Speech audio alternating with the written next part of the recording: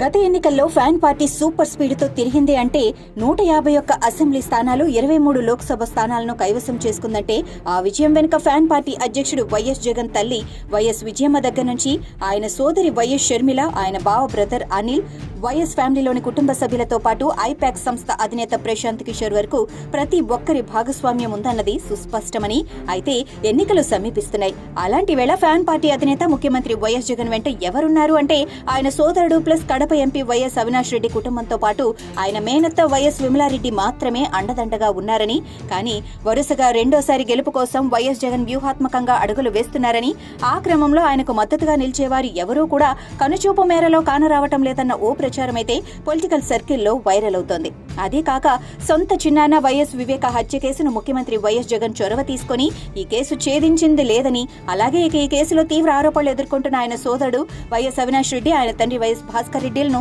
రక్షించడంలో ఆయన 100% సఫలీకృతులయ్యారన్న ఓ ప్రచారం అయితే నడుస్తోందని. ఇక వైఎస్ వివేక కుమార్తె సునీత నర్రెడ్డి దేశ రాజధాని ఢిల్లీలోని కాన్స్టిట్యూషనల్ క్లబ్ ఆఫ్ ఇండియా వేదికగా ప్రెస్ మీట్ పెట్టి తన తండ్రి హత్య కేసు ఛేదించడంలో అధికార జగన్ ప్రభుత్వం ఘోరంగా విఫలమైందని, ఈ ప్రభుత్వానికి ఓటు వేయొద్దంటూ ఆంధ్ర ఓటర్లకు తనదైన శైలిలో ఆమె విజ్ఞప్తి చేసింది. అలాగే తన తండ్రి హత్య కేసును ఛేదించడంలో ఈ ప్రభుత్వం అనుసరిస్తున్న వైఖరిని ఈ సందర్భంగా గట్టిగానే ఎండగట్టింది. మరోవైపు నియోజకవర్గ ఇన్ఛార్జీలను మార్చడం, బదిలీ చేయడంతో పలువురు ప్రజాప్రతినిధులు ఇప్పటికే ఫ్యాన్ పార్టీని వీడి ప్రతిపక్ష టీడీపీ, జనసేన, బీజేపీలోకి జంపు కొట్టేస్తున్నారు. అలాంటి పరిస్థితుల్లో సీఎం వైఎస్ జగన్ ఓవైపు మేకపోతు గాంభీర్యం ప్రదర్శిస్తూనే మరోవైపు లోపల ఓటమిని ఎదుర్కోవడానికి చేపట్టాల్సిన విధి విధానాలను ఖరారు చేసే పనిలో ఆయన ఉన్నారన్న ఓ ప్రచారం సైతం వైరల్ అవుతోంది. అయితే వచ్చే ఎన్నికల్లో ఏపీలో పార్టీ గెలుపు కోసం ఫ్యాన్ పార్టీ మాజీ గౌరవ అధ్యక్షురాలు వైఎస్ విజయమ్మను మళ్లీ రంగంలోకి దింపాలి అంటూ పార్టీలోని కీలక నేతలు ఆ పార్టీ అధినేత చెవిలో చాలా బలంగానే ఊదారన్న ఓ ప్రచారం అయితే హల్చల్ చేస్తోంది.